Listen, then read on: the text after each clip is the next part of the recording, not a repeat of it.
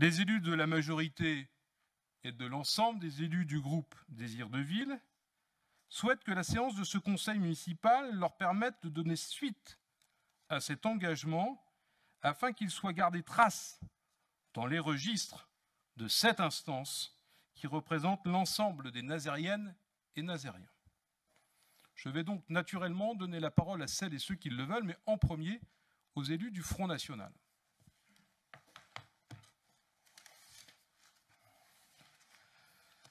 Monsieur le maire, Monsieur le maire, nous avons reconnu la semaine dernière une erreur de communication concernant ce qui s'était passé pendant la fête du sacrifice de l'Aïd el-Kébir à Saint-Nazaire.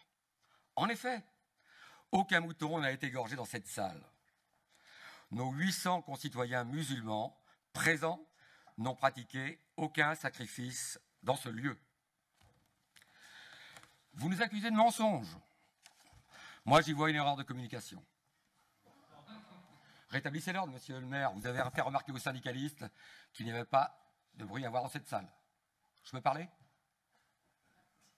Merci, monsieur le maire. Donc, j'en reviens. Vous nous accusez de mensonges. Moi, j'y vois une erreur de communication. En effet, des informations parcellaires qui nous étaient parvenues nous ont fait croire que le sacrifice aurait été consommé dans cette salle. C'est une erreur de notre part, je le reconnais. Ces moutons ont été égorgés ailleurs. Mais je vous en prie, monsieur le maire, pas de leçon de morale.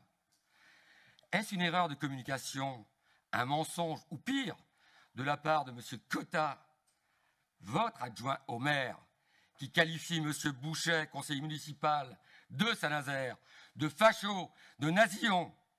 Je n'ai entendu aucune excuse, même pas une erreur de communication de sa part, ni d'ailleurs de votre majorité. Rien. C'est un vide sidéral. Pas de leçon morale, monsieur le maire. Abstenez-vous encore des leçons morales.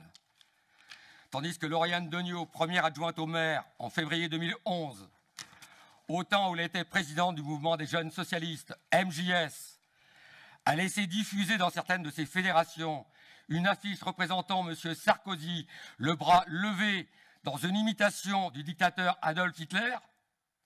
Était-ce une erreur de communication? Je ne sais pas. Donc je vous en prie, pas de leçon de morale. Pas de leçon de morale non plus. Je vais vous l'expliquer. La grande liste rose, c'est pas nous qui l'avons diffusée, c'est un ami de monsieur Samzin, un ancien sénateur, je crois, socialiste.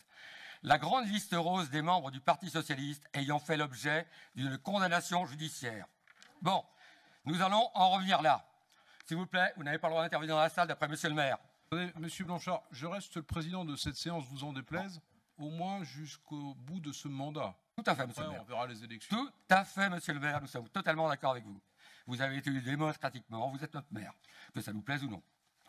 Bon, je reviens donc. Pas de leçon de morale quand les participants de cette grande liste rose, corrompus ou condamnés par la justice, membres du Parti socialiste, dont ils sont soit des parlementaires ou des anciens cadres dirigeants ou toujours cadres dirigeants, toujours en place, au gouvernement, à l'Assemblée nationale, dans la haute fonction publique ou des présidences de collectivités. Alors pas de leçon morale, monsieur le maire.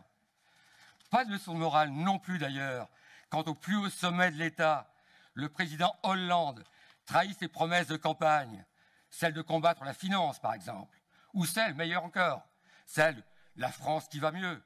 Qui peut le croire? Tout le monde en rit. Est-ce une erreur de communication ou plus grave, un mensonge de la part de la plus haute personnalité de l'État?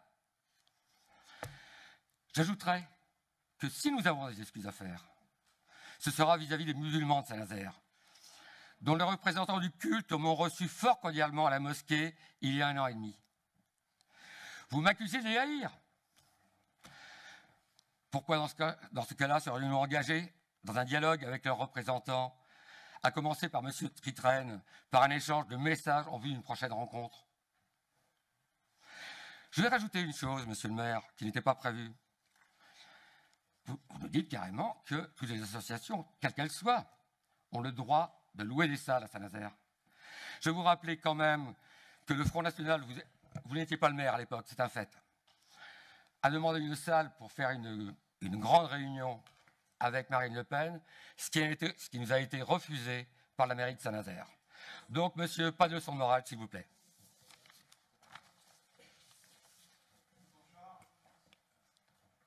Je parle d'un fait, et non pas d'une rumeur. Moi, je parle de faits aussi.